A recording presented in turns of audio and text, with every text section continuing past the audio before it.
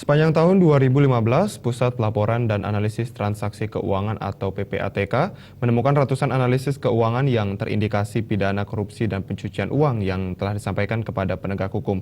Tak hanya itu, PPATK juga telah melaporkan adanya transaksi mencurigakan sejak tahun 2010 yang melibatkan lebih dari 50 kepala daerah yang terindikasi melakukan transaksi mencurigakan.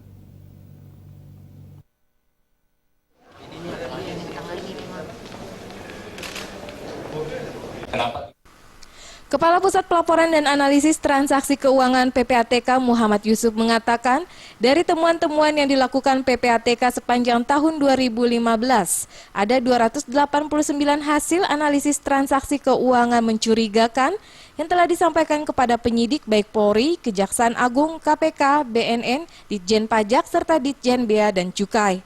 Lebih lanjut, Yusuf memaparkan sebanyak 81 hasil analisis yang telah disampaikan merupakan inisiatif PPATK. Sedangkan 208 hasil analisis lainnya merupakan analisis reaktif, yang merupakan proses analisis atas permintaan penyidik terhadap transaksi yang terindikasi tindak pidana pencucian uang dan pada akhirnya telah disampaikan kepada penyidik. Tak hanya itu, dalam konferensi persnya, Yusuf juga mengungkapkan telah melaporkan transaksi mencurigakan yang melibatkan lebih dari 50 kepala daerah yang terindikasi melakukan transaksi mencurigakan dan telah dikirim ke penegak hukum dan menyerahkan kepada penegak hukum untuk dapat membuktikan apakah temuan transaksi mencurigakan tersebut cukup mengarah pada tindak pidana atau tidak. Nah, kalau kita lihat dari yang saya sampaikan di buka tadi, misalnya kalau kita lihat sejak 2010 sampai sekarang, catatan ada PPATK ada lebih dari 50 kepala daerah.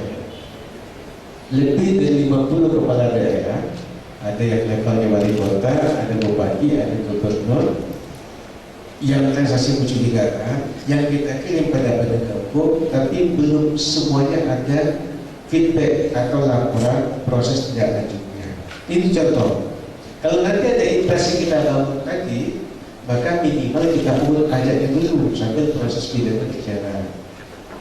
Kenapa? Kita menyadari bahwa tidak gampang bagi penegak hukum mencari bukti, tapi tidak juga elok, tidak juga nyaman kalau ini dibiarkan sementara negara tidak ada apa-apa. Nah, di dalam persidangan tadi itu yang terindikasi pidana.